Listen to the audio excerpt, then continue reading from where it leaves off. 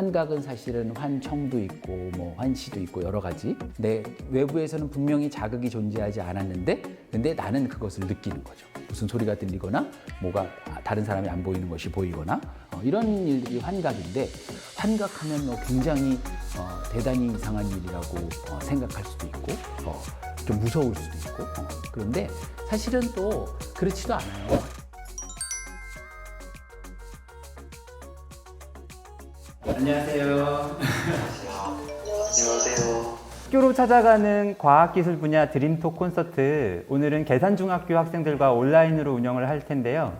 오늘 두 번째 전문가님이신 최원일 교수님께서 질문에 대해서 답변을 해주시겠습니다. 네, 여러분 안녕하세요.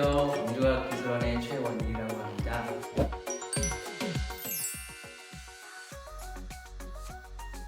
환각이라는 것은 이제 우리 학생의 질문을 보면 왜 보이는이라고 한 걸로 봐서는 이제 뭔가 이제 보이는 환시를 말하는 것 같아요. 근데 이제 환각은 사실은 환청도 있고 뭐 환시도 있고 여러 가지, 그렇죠?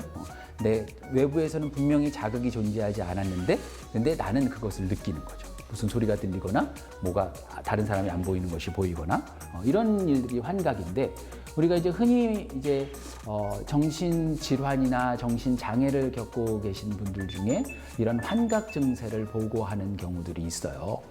혹은 이제 뭐 뉴스나 여러분 신문 같은 거 보면 마약을 하거나 뭐 이랬을 때 또 환각을 경험한다는 보고들이 있죠. 그래서 환각하면 뭐 굉장히 대단히 이상한 일이라고 생각할 수도 있고 좀 무서울 수도 있고 그런데 사실은 또 그렇지도 않아요. 학자들이 연구를 해보면 실제로 아주 일반적인 인지 기능, 정상적인 인지 기능을 이렇게 발휘하는 그런 우리 보통 사람들도 환각을 종종 경험해요. 그래서 보통 이제 심한 환각 같은 경우에도 한 5% 정도는 환각을 경험한다는 보고들도 많고 조금 이제 기준을 완화하면 훨씬 더 많은 사람들이 실제 우리가 살면서 환각을 경험하거든요.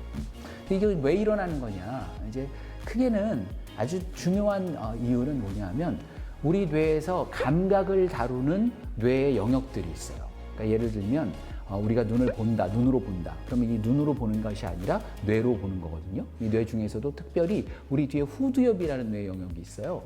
이 맨 뒤통수에 있는 뇌 영역인데 이 후두엽에서 시각 1차적인 시각 정보를 처리하고 그 다음에 제가 지금 여러분들에게 이런 이야기를 하고 있는데 이런 이야기들은 여러분의 측두엽 안쪽에 있는 또 청각피질이라는 곳이 있어요.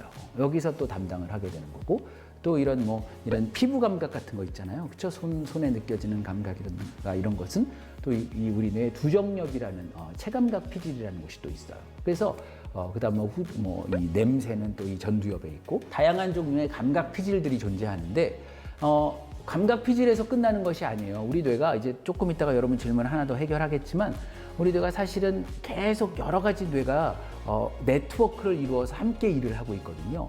그래서 감각 피질에 들어온 정보는 이제 우리 뇌의 사령관이라고 할 수 있는 전두엽으로 정보가 다 모이는데 이게 이제 잘못 모이다 보면 시각 피질에서 정보를 보내지 않았음에도 불구하고 예를 들면 전두엽에서 정보를 받았다고 해석할 수 있어요.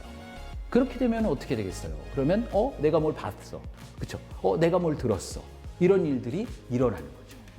이것은 사실은 눈이 안 좋을 때도 이런 일들이 일어나요. 왜냐하면 우리가 뭔가를 볼 때는 처음에 우리 망막에 있는 시신경 세포가 자극돼서 그것이 우리의 후두엽으로 들어가는 건데 예를 들면 망막에 손상이 되거나 망막에 있는 시신경 세포들의 문제가 생기면 거기서 어떤 신호가 잘못 전달돼서 환각이 보이기도 하는 거죠. 그래서 결국 환각이라는 것이 막 어떤 신비한 현상이라든가 무슨 무서운 일이라든가 이런 것이 아니라 우리 뇌에서 뇌의 각 영역들이 서로 의사소통하다가 우리가 서로 우리 사람들끼리도 말하다 보면은 뭔가 이렇게 난 말 안 했는데 쟤는 말했다고 생각하고 이럴 수 있잖아요. 그렇죠? 그런 의사소통의 오류 때문에 나타나는 일일 가능성이 많은 거죠.